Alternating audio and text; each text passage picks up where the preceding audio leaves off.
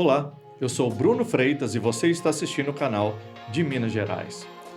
Todo mundo gosta de um animalzinho, um gato, um cachorro e por aí vai. Inclusive tem muitos animais diferentes hoje em dia que as pessoas estão adotando como pet, para falar de uma área que cresce cada vez mais aqui no Brasil e com muita propriedade.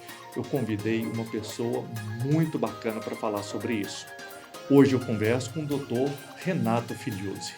Olá, Dr. Renato, muito obrigado por aceitar o convite e esse desafio. Obrigado, Bruno. É um prazer. Vamos ver se eu consigo enfrentar de frente aqui o desafio. Acho que você encara coisa muito mais brava. Isso aqui você tira de letra, não é assim? Às vezes sim, às vezes é mais tranquilo do que as pessoas pensam. É mesmo? Tem hora que o que é mais complicado é o tutor, é o responsável, do que propriamente o pet. Isso é bacana. E eu acredito que tem muito a ver por causa de modernidade. Muito se fala da inteligência artificial. Como que está sendo? Ela já ela não é futuro, mas ela é presente. E como que a inteligência artificial chegou no mercado veterinário? A famosa IA, né? Ela entrou com os dois pés na porta, né? Ela já faz parte do nosso dia a dia desde o começo do atendimento. Hoje a gente tem um monte de agentes de IA que fazem essa primeira abordagem, por exemplo, quem procura uma clínica veterinária ou vários serviços de agendamento de modo geral, pelo WhatsApp, né? Pelos canais de comunicação de modo geral, nem só o WhatsApp, mas às vezes pelo próprio Instagram e por aí vai. Então, desde essa primeira abordagem. Só que a IA, muito do que a gente vê hoje de revolucionário, ela depende ainda da validação. E é o que mudou, né, em relação à realidade da medicina veterinária e da medicina de um modo geral com a IA. Há pouco tempo atrás, a pessoa vinha para um atendimento e ela queria confirmar, ela validava o que eu falava, por exemplo, pelo Google. A gente ficava brincando do doutor Google. Exatamente. A galera que está preso nisso, hoje o chat GPT também, né? O que mudou, eles sabem tudo, digamos assim. E sabem mesmo. O que mudou é que, como a gente antes tinha que fazer perguntas muito amplas, era difícil você pegar uma informação tão fidedigna, então você conferia uma informação mais restrita. Entendi. Meu cachorro está vomitando. Eu vou no veterinário e o veterinário vira e fala, olha, ele está com uma doença X. Eu pego a doença X e jogava no Google. Aí eu consigo validar o que o veterinário falou. Hoje, com a IA, e as pessoas vendo que fazer o prompt de pesquisa, às vezes não é uma coisa tão simples, e a IA problematiza algumas das respostas que ela mesma dá, hoje é o contrário. Hoje a pessoa ela quer que eu valide a informação que a IA passou. Então, essa mudança de paradigma de que a pessoa vinha e conferia o meu serviço, hoje eu confiro o serviço da IA. Então, a gente adiciona coisas nesse prompt para a pessoa conseguir ter a informação que ela precisa a respeito do pet. Isso tem uma ligação direta também com a telemedicina? Sim. A telemedicina ela é uma realidade que ela é recheada de alguns preconceitos.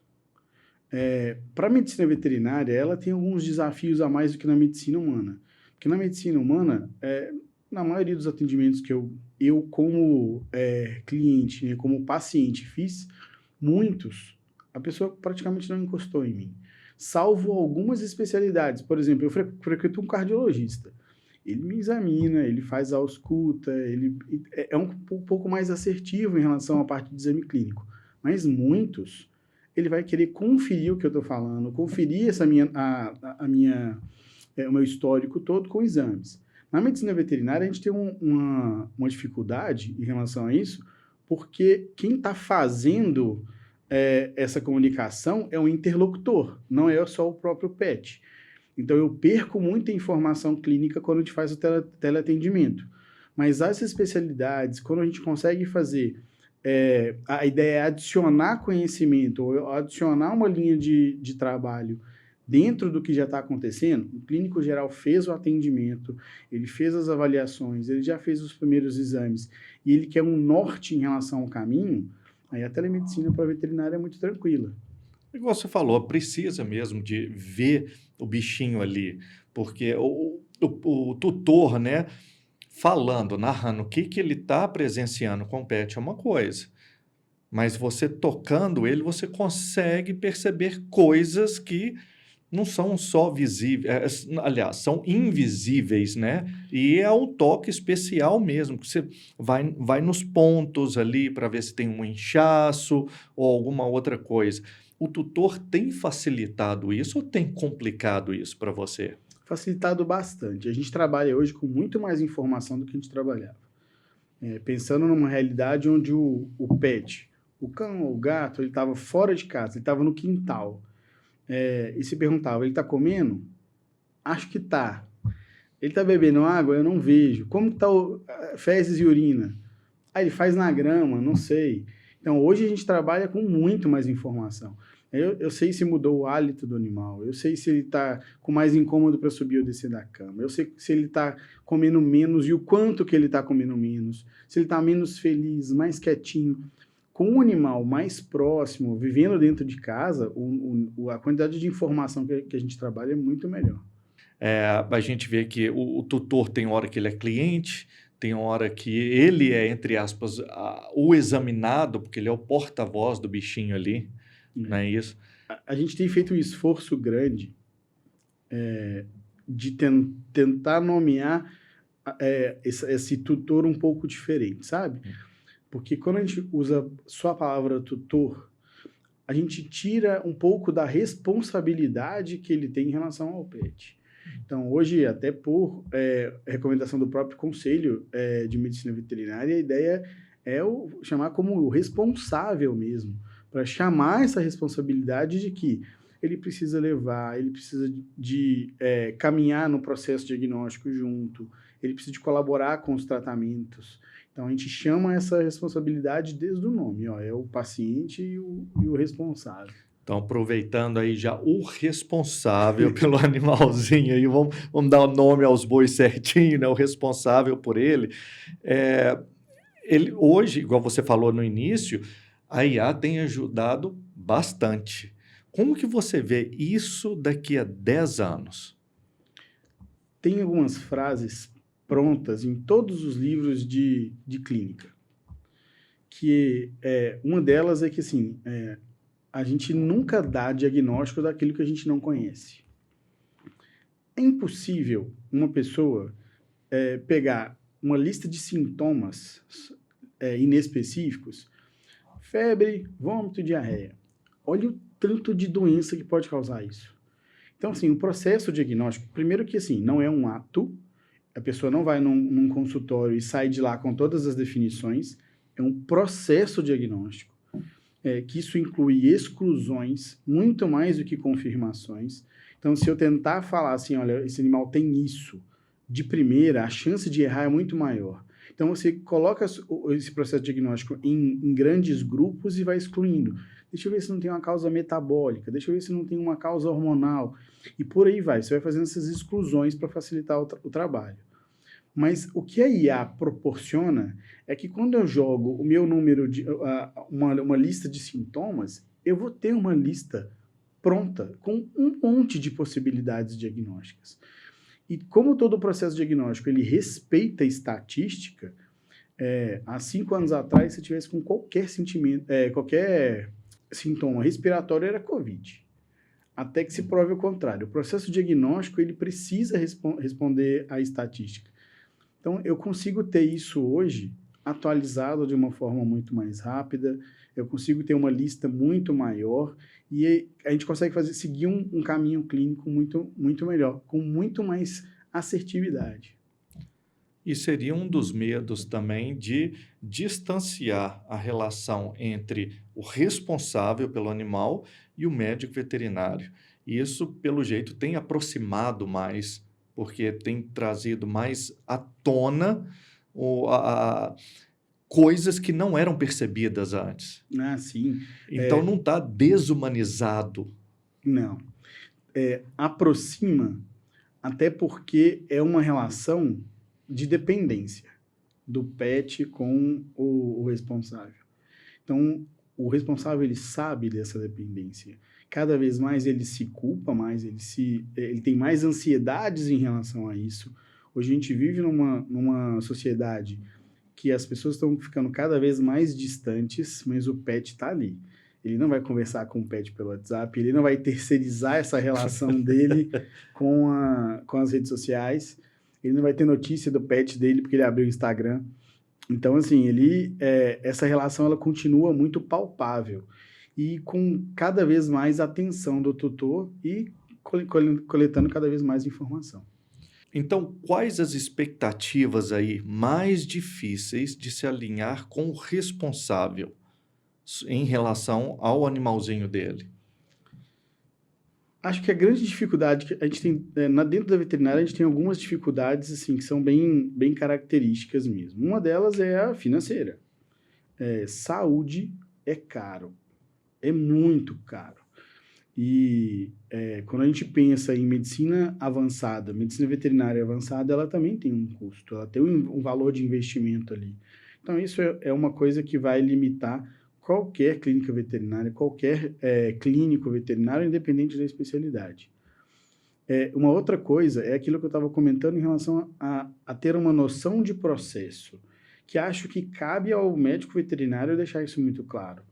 Eu estou pedindo esse exame por isso e por isso. Esse exame vai me ajudar a eliminar essas possibilidades e esse resultado positivo ou negativo, ele está dentro do que eu preciso no processo diagnóstico. Ele vai me ajudar a escolher novos caminhos. Ele não é terminal, né, dentro do processo. Porque tem muita coisa eu vou fazer uma endoscopia, e a pessoa acha que a endoscopia ela vai ser curativa e resolutiva. Muitas vezes mas na maioria das vezes não. Eu estou coletando informação para poder trabalhar. E passar isso para o responsável é importantíssimo. Porque todo mundo está preocupado com o preço. Ele não está... Assim, quando eu coloco todo mundo, estou generalizando, obviamente, né? Tem gente que já tem essa noção.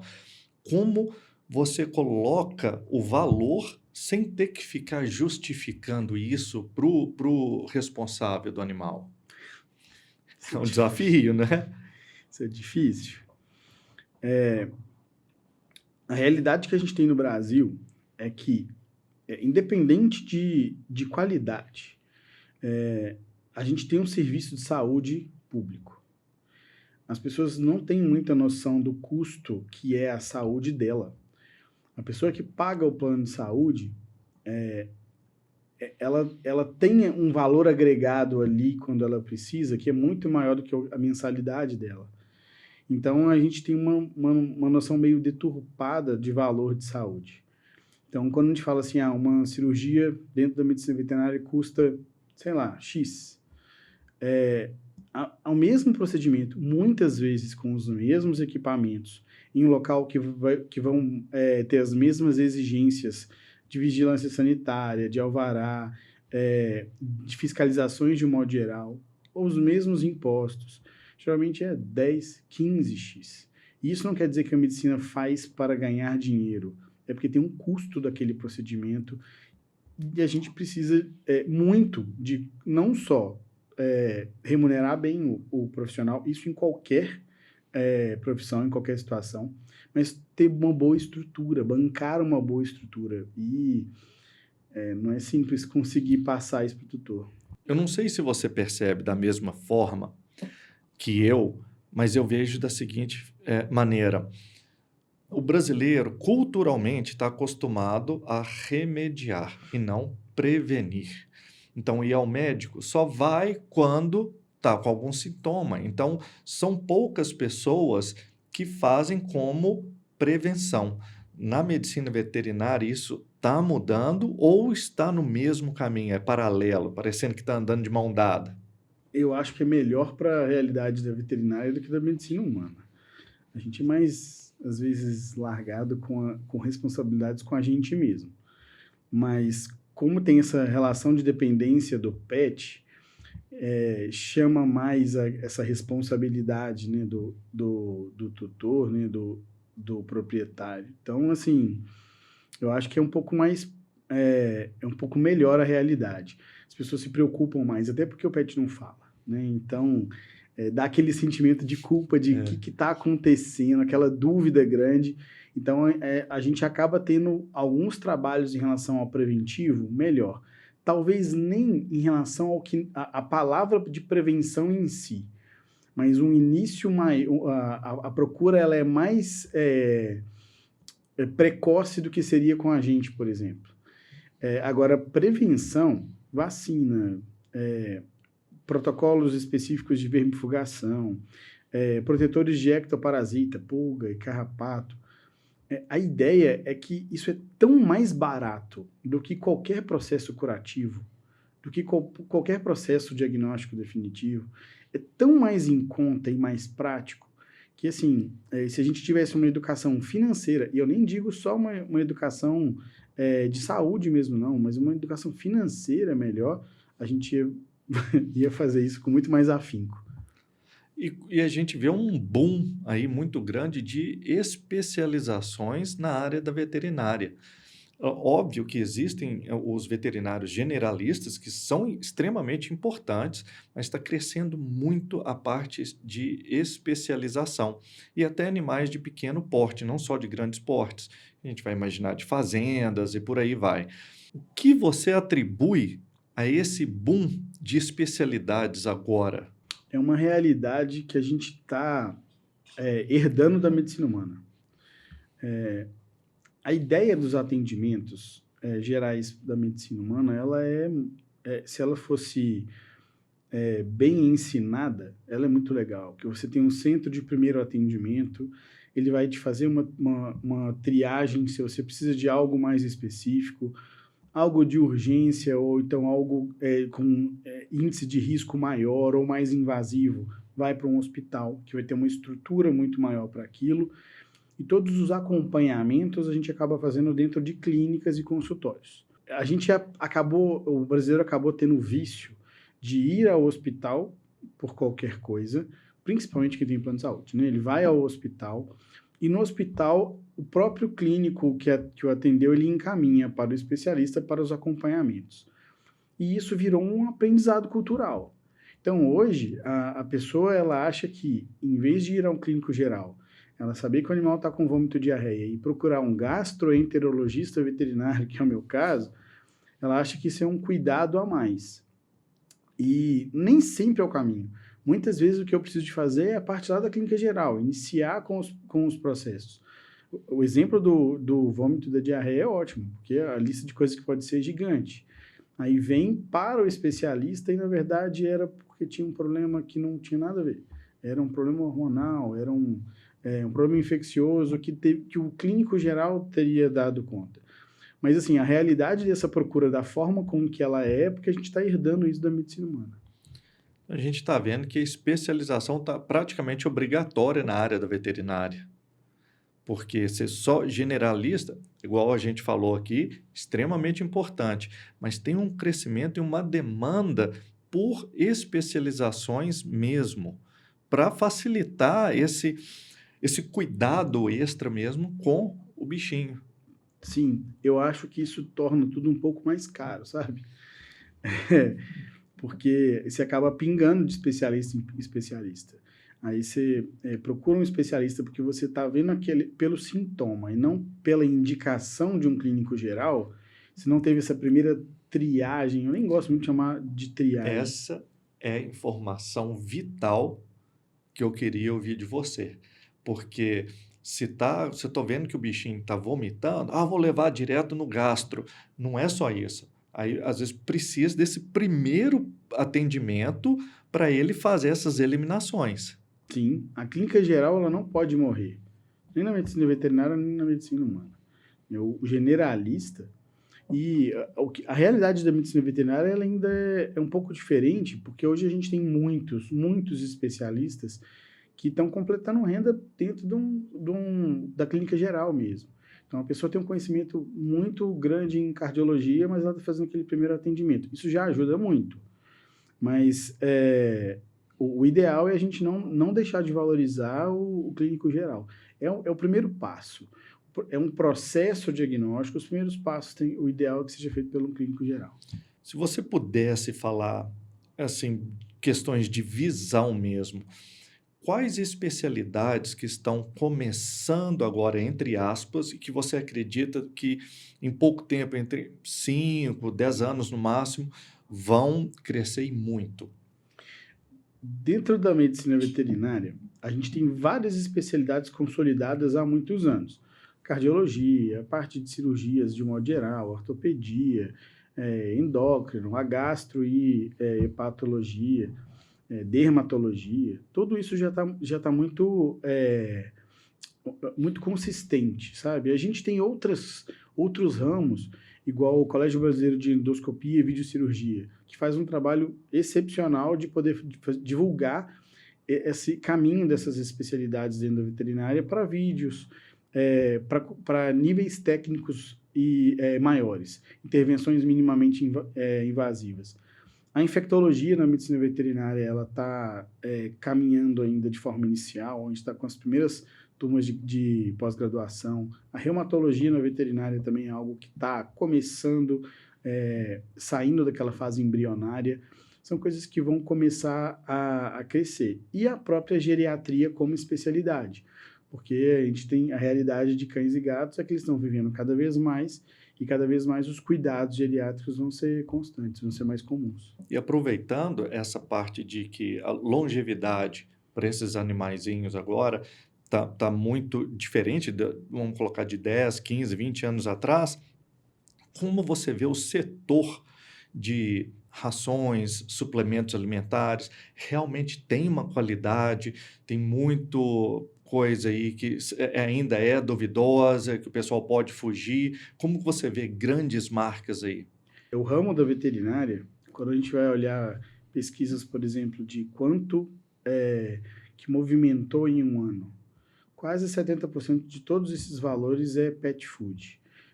Ração, biscoitinho, petiscos. Então, assim, o ramo da veterinária, de um modo geral, ele movimenta muito dinheiro, mas a parte de serviços de especialidade ainda é pequeno comparado com o grosso, né, em relação do dinheiro movimentado. Hoje a gente tem várias marcas de rações que são muito melhores do que eram antes. A gente tem muitos trabalhos e muito estudo em cima da produção da ração. Hoje a gente Inclusive marcas nacionais, não só Sim. importadas. Sim, nacionais de grande distribuição, com qualidades muito boas. E hoje a gente tem uma tendência muito grande de repensar a alimentação. A origem da ideia da alimentação, da forma como a gente faz, de ração, ela remonta grandes navegações, guerra, viagens espaciais, a ideia do menor volume, o máximo de nutrientes que eu entrego, o menor peso, o máximo de nutrientes que a gente entrega. E isso não está atrelado ao prazer da alimentação. E a alimentação é cultural, é muito maior do que só o ato de colocar a comida na vasilhinha. O prazer do responsável, da relação com o pet. É por isso que a gente não consegue ficar livre dos petiscos para o pet, sabe? São importantes. O ser humano que depois vai para happy hour ali mesmo, vai sentar no barzinho, ele vai querer comer. Estou falando que tem que dar porcaria para o pet, não. Mas a gente vai lá, vai curtir alguma coisa, tem que sentir um prazer também nessa hora. E não é só encher a barriguinha dele, não, mas tem que ter alguma coisa prazerosa. E a gente vê isso em termos de, entre aspas, um adestramento doméstico, não precisar literalmente, não que seja indispensável, mas não ter uma necessidade tão grande de levar a um centro para adestrar, sendo que você pode condicioná-lo ali de uma maneira mais dócil, mais suave, dentro de casa, os horários. E por falar em horários, é bom respeitar horários de alimentação ou só colocar a ração ou a comidinha dele ali pronto para deixar para o dia, toda hora que ele tiver fome? Ou é bom ter um horário certo para fazer isso? A gente gosta muito de falar que tem que ter horário certo, para poder trabalhar com essa informação do comeu, não comeu, pulou uma refeição, tudo isso é informação clínica. Mas é que eu estava comentando que a alimentação é muito mais do que só isso. É muito mais do que eu fornecer só os nutrientes. Aliás, é um dos erros que a gente tem na medicina humana, é começar a colocar nome de nutrientes no que a gente está comendo. Eu preciso de comer um carboidrato, eu preciso de comer uma proteína. A gente está minimizando a importância do alimento, sabe? Na relação com o pet, isso a gente problematiza muito.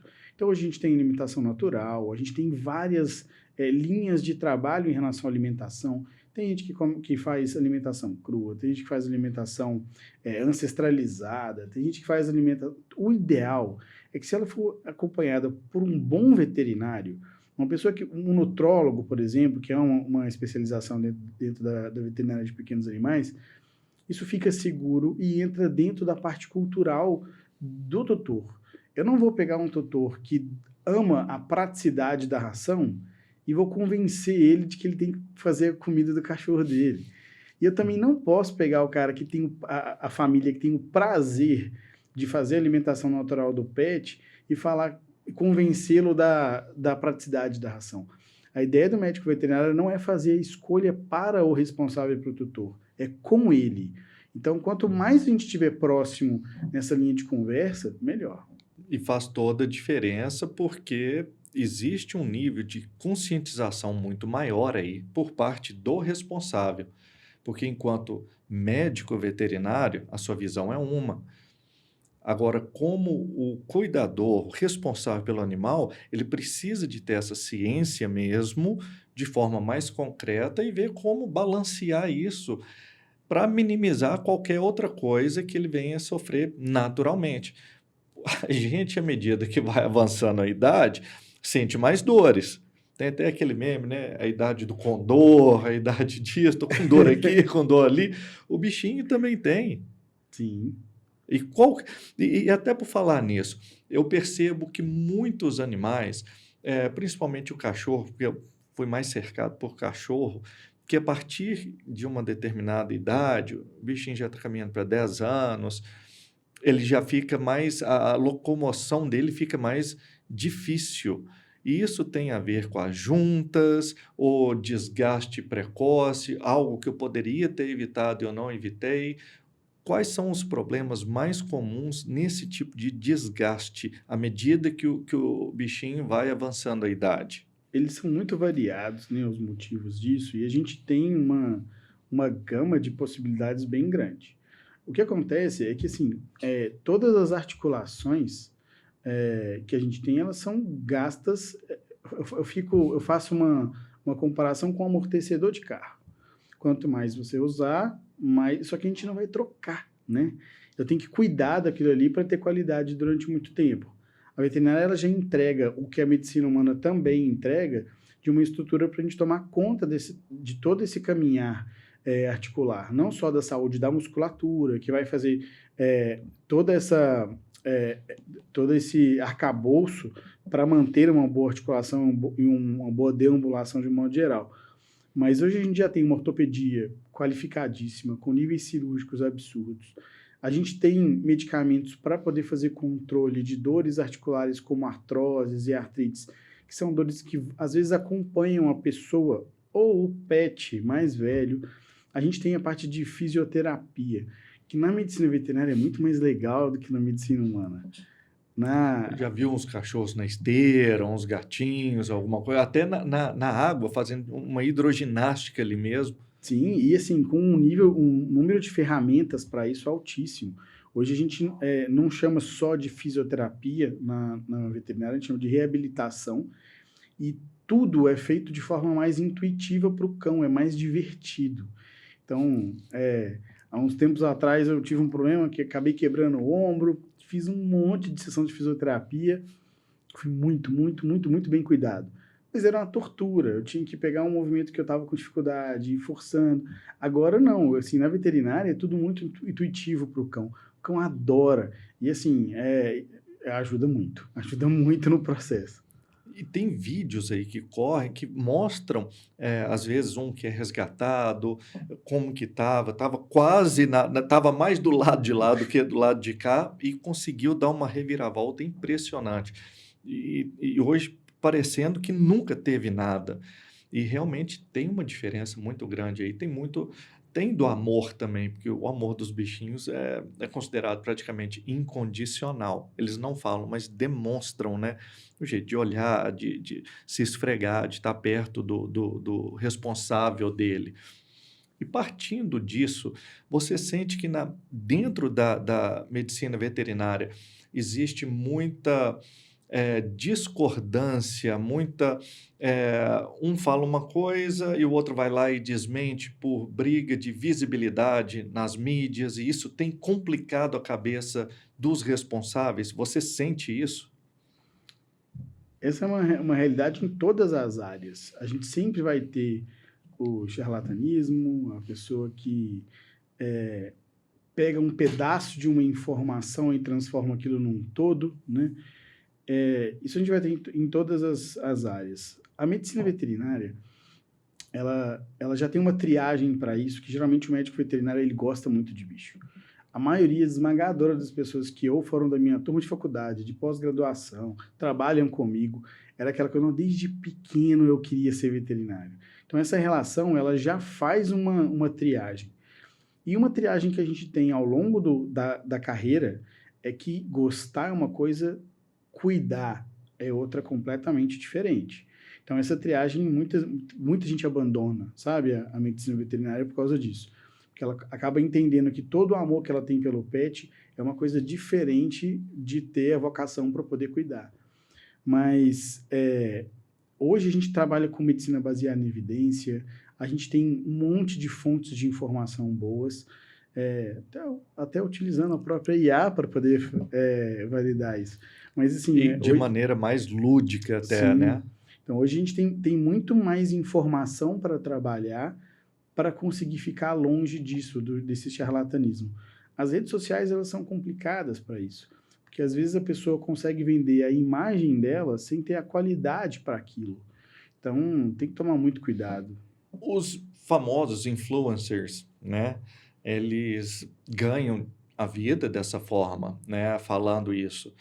E de repente precisaria de uma coisa mais rigorosa para torná-los responsáveis por aquilo que eles estão falando sem ter conhecimento. Uma coisa talvez seria você me contratar para falar uma determinada coisa sobre um produto ou sobre um procedimento, porque eu tenho uma qualidade, vamos falar assim, como ator, para melhor convencimento. Bacana. Mas, gente, não tem pé nem cabeça, né? As informações não batem e vocês pagam um certo preço por isso. Existe uma desconfiança muito grande em cima de vocês, não tem? Acho que toda a área de saúde sofre muito com isso. Não, isso não é uma coisa que é só da medicina veterinária, não. Essas frases prontas, né? Papel aceita qualquer coisa. Então, você pegar um trabalho científico, às vezes muito mal feito, para validar uma informação que você queira, é fácil. E a rede social, ela trabalha muito, assim, o algoritmo, ele vai te levar para aquilo que te chama atenção. Então, se o estilo da pessoa, a forma com que ela falou, a forma com que ela apresentou a informação foi palatável para a rede social, aquilo vai ficar aparecendo para você e vai validar. Então, é isso. A gente tem um problema muito grande com isso hoje em todas as áreas de conhecimento, que é a pessoa que consegue vender a imagem da informação e a pessoa não está sendo avaliada pela própria informação que ela está passando. E você falou agora há pouco que tem essa paixão pela veterinária. Fala pra gente da sua trajetória dentro da veterinária, o que te levou a fazer veterinária? Acho que igual todo mundo da minha turma de faculdade, porque eu gostava muito de bicho. Eu fico brincando que veterinária é uma doença genética. Na minha turma, vários veterinários vários graduandos eram filhos de veterinários. Aconteceu comigo também. Meu pai formou em veterinária, nunca exerceu, acabou seguindo a carreira profissional por outros lados, mas me deu o gostinho, sabe, da medicina veterinária. E eu escolhi muito por isso, de paixão mesmo. Durante a graduação, eu já tinha muita certeza do que eu queria, que era mexer com a parte de clínica de pequenos animais, porque a veterinária é gigante.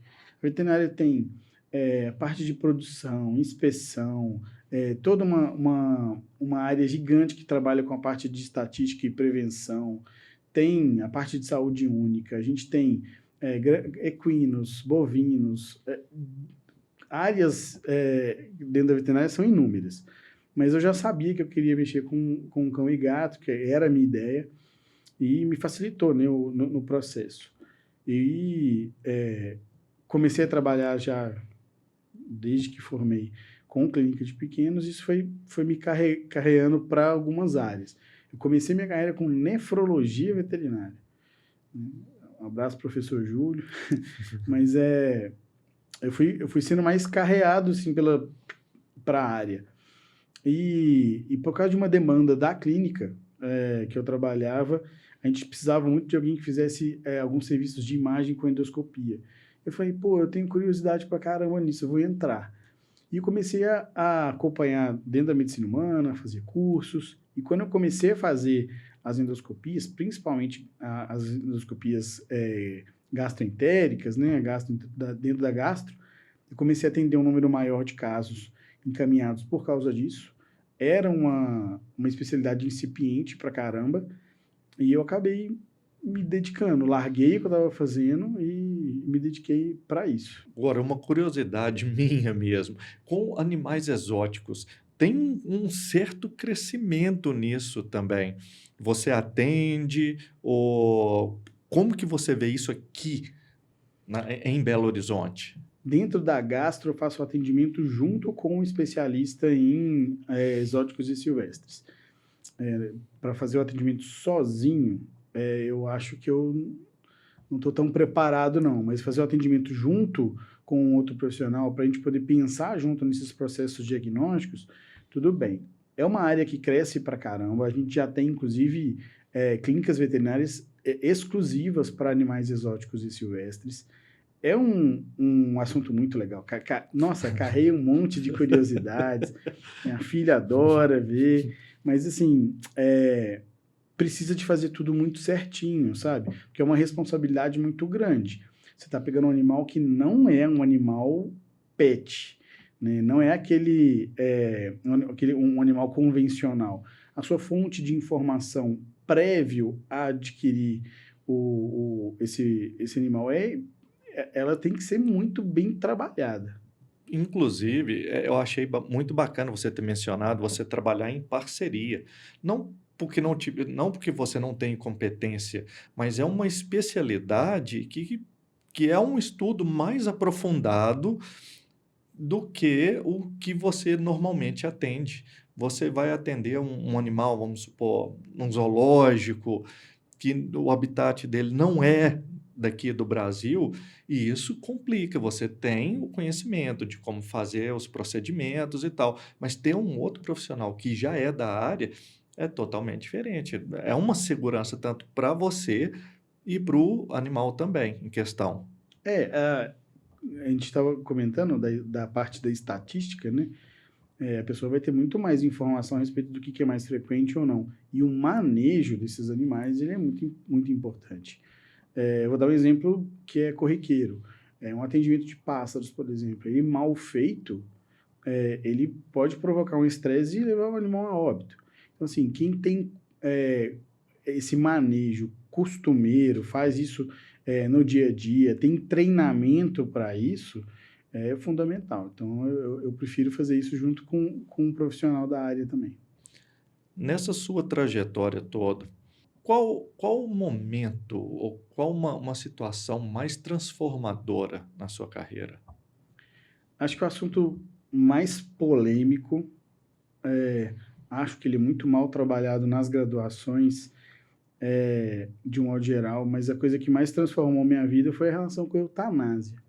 Né? Essa ideia a pessoa fala do sacrifício, né? Assim, quando a gente usa o termo sacrifício, a gente está entregando uma vida para uma divindade.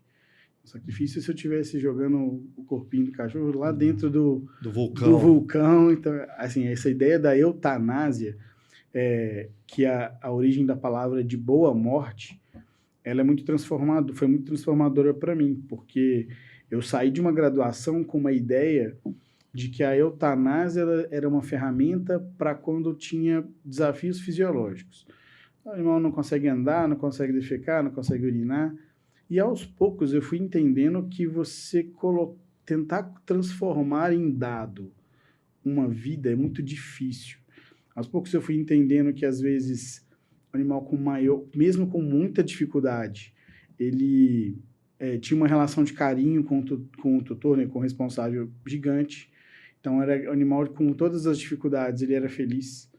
E até eu ter o meu animal com dificuldade. Eu tive um animal que tinha uma alteração de coluna, andava mal, vivia com algumas feridas, por mais que a gente tivesse muitos cuidados, e ele era feliz pra caramba. E assim, eu comecei a problematizar quais eram o que eu fazia de escolha em relação à eutanásia. E isso eu problematizei muito, muito mesmo. Hoje eu não faço, não quer dizer que eu não indique, não quer dizer que eu não corrobore com a ideia, mas definitivamente eu não me sinto apto a bater o martelo de falar precisa de eutanásia ou não. Isso é um assunto que depende de outros profissionais juntos e várias e várias conversas com os responsáveis. Ainda mais partindo do princípio, pelo amor que você já tem aos bichinhos mesmo, e dar uma oportunidade. É muito difícil você se julgar preparado para dizer vive ou não vive. Tem hora que a gente realmente tem certeza de que é o caminho mais humano. E é engraçado falar isso, porque a gente fala do termo de humanidade, mas a medicina humana não faz. Então, quão humano é realmente isso?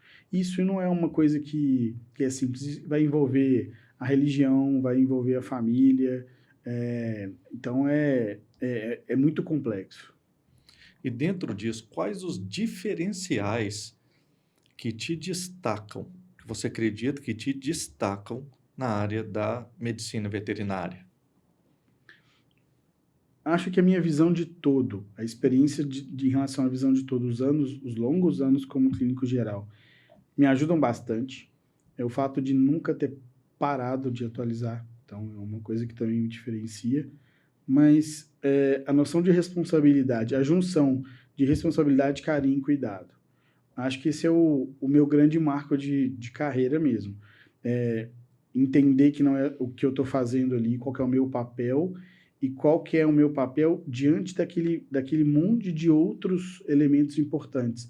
O próprio pet, o tutor, a realidade do tutor, a realidade financeira dele, o momento que o pet está passando em relação a tudo.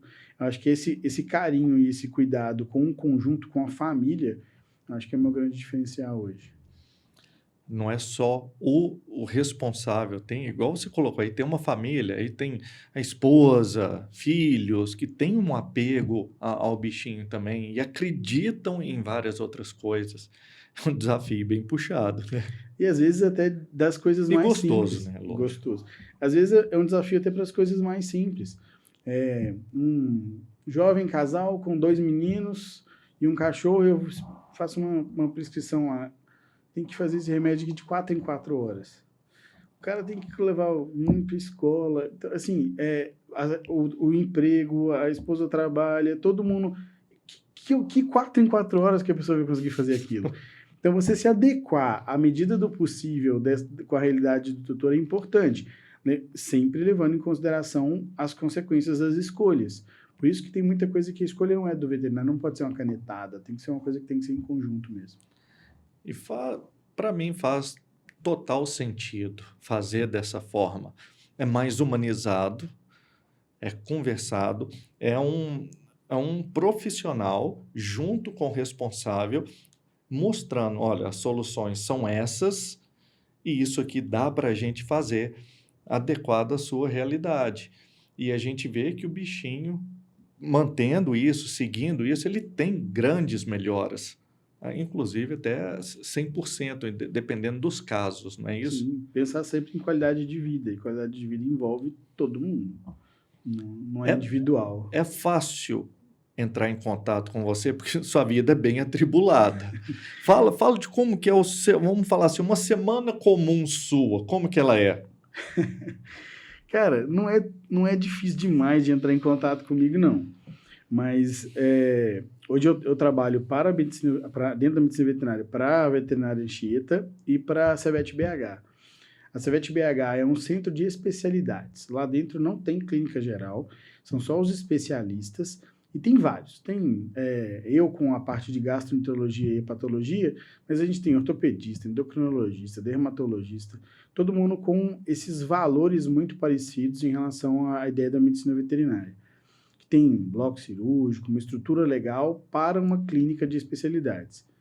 E na veterinária Anchieta. A veterinária Anchieta, ela é uma clínica com uma ideia muito mais hospitalar. Então, tem internação, tem um serviço de atendimento de clínica geral, que vai até um pouquinho mais tarde do horário normal, com uma equipe muito bem trabalhada para a gente poder fazer tudo isso que eu estou comentando aqui. De fazer essa junção das importâncias da família, né, do pet, e fazer essas escolhas em conjunto com estrutura. A gente tem laboratório interno, tem estacionamento na porta, tem bloco cirúrgico disponível 24 horas. Então, assim, a gente tem uma estrutura de animais internos muito legal e uma equipe escolhida a dedo. Ó, eu vou deixar aqui também para o pessoal, seu endereço ali do Instagram, o pessoal acompanhar o seu trabalho também, para ver mesmo de perto o que você tem feito, o que você tem falado, que tem muitos congressos dos quais você participa também, das especializações, de estudos, de resultados e por aí vai.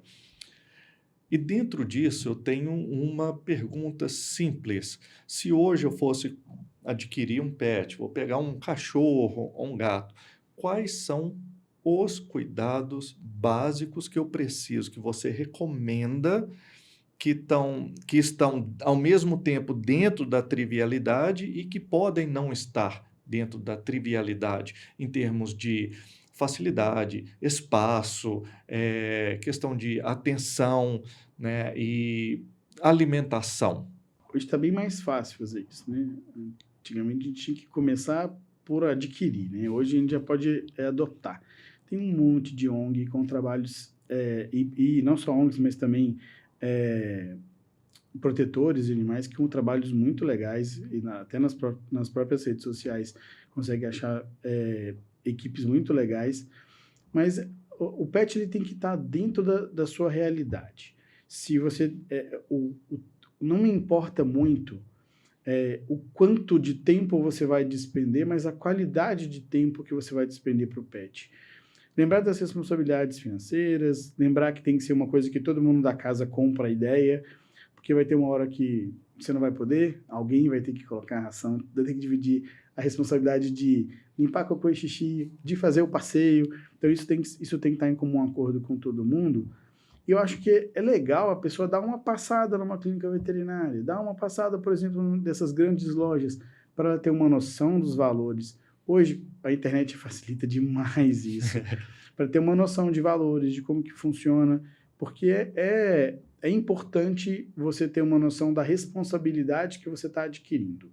Não é à toa que eu vou chamar você de responsável.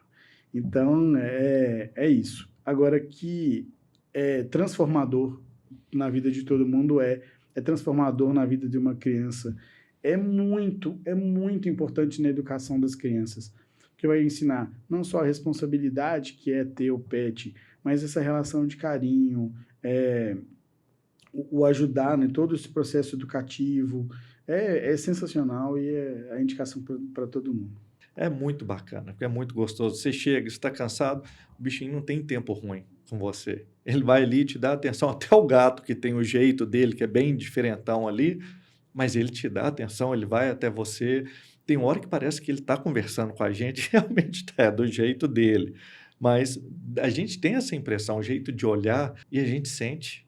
Quem teve e já perdeu sabe a dor que é E falando de felinos, eles vivem permeados de um monte de falsas verdades, sabe?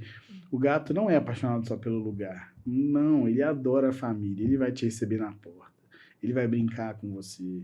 A interação do gato é muito legal.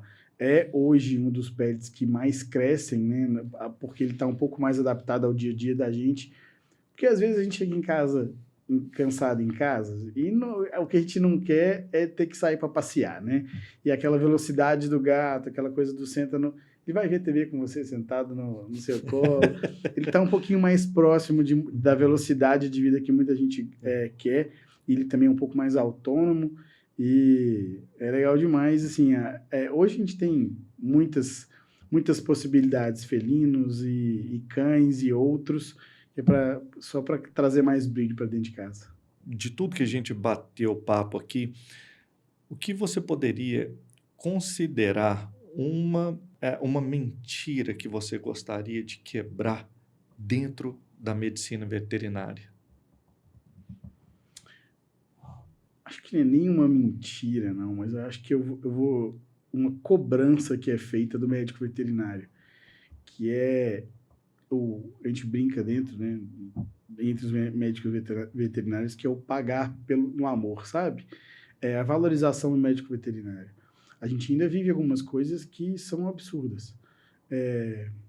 De pessoas que largam ninhadas de animais na porta de clínicas veterinárias. É uma obrigação que você tem de cuidar, de não cobrar por isso ou por aquilo. E é uma cobrança que às vezes adoece a gente mesmo, sabe?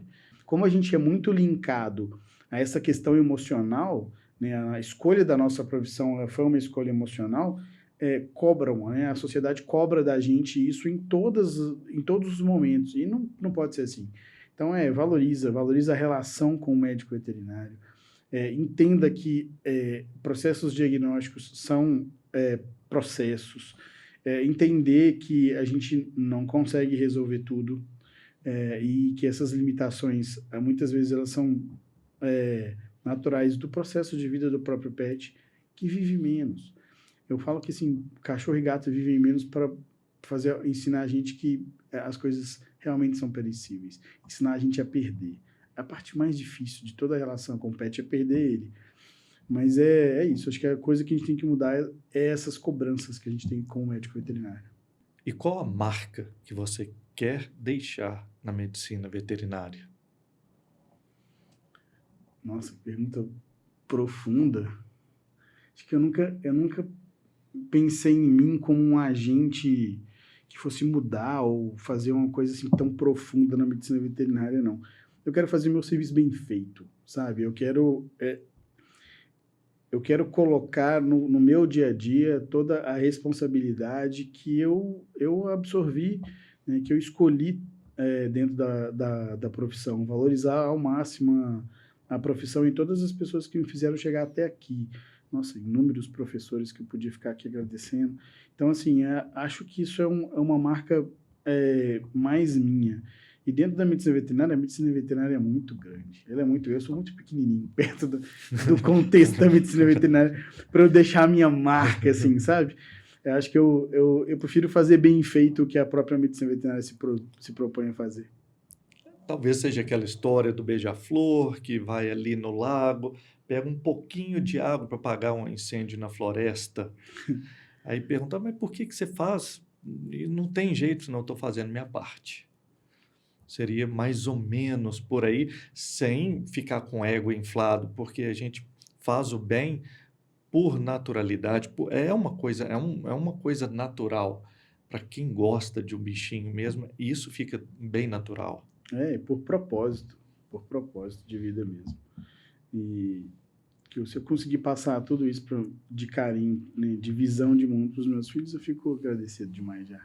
E eu vou bagunçar a sua vida no bom sentido, porque eu deixando aqui seu Instagram, eu vou pedir para as pessoas entrarem em contato, tirarem dúvidas, perguntarem, sabendo que, à medida do possível, você vai respondendo ali, interagindo com elas, pegar da fonte, certo? Não é só por questões de validação, mas pegar direto da fonte, tá ali. faz uma pergunta, deixa ali, aguarda que na medida do possível você vai poder responder o pessoal também. Então aqui eu já estou avacalhando a sua vida. Eu já sei que é bem atribulada, mas é por um bom motivo. Não, estou à disposição. Não faço isso sozinho, tem gente que me ajuda. Então tá tudo tranquilo, sim. Pode entrar em contato usando as redes sociais e procura dentro da Veterinária Anchieta da CEVET, estou à disposição. E se vocês quiserem mandar aí sugestão de novos temas para a gente conversar aqui, eu estou à disposição também. E eu não dispenso mesmo. Agradeço demais, Renato. Antes da gente finalizar, quero agradecer a Regina Poças, da Humanizar, que ela intermediou esse contato, que eu fiquei doido, falei assim, não, vamos fazer, e olhando com a sua agenda, como é que podia, né, que a gente podia ajustar. Então, fica o meu agradecimento a ela também. Não, a Regina não pede não, ela manda. A gente vai dando muita asa aí daqui a pouco. Brincadeira. Mas agradeço demais a sua atenção, a sua disponibilidade e em breve tem mais coisa aí pra gente. Legal, eu agradeço a oportunidade. Foi muito legal o bate-papo. Muito mais tranquilo que eu estava imaginando. Nem doeu, né? Pois é, nem doeu. Deixei de dormir à toa, não, brincadeira. Legal demais e sempre que se chamar, estou aqui. Muitíssimo obrigado. Obrigado, Bruno. Pudemos hoje ver nessa visita sensacional do Dr. Renato Filiuzzi, que vocês podem acompanhar aí nas redes sociais, no Instagram, que ele esclareceu muita coisa e talvez tenha deixado mais portas abertas para outras oportunidades que se farão presente aqui para a gente. Desde já, agradeço a atenção de vocês. Mande um comentário, compartilhe com o pessoal, com quem você gosta, que se interessa e que gosta de um bichinho também. Então, fica o meu abraço para vocês. Até mais.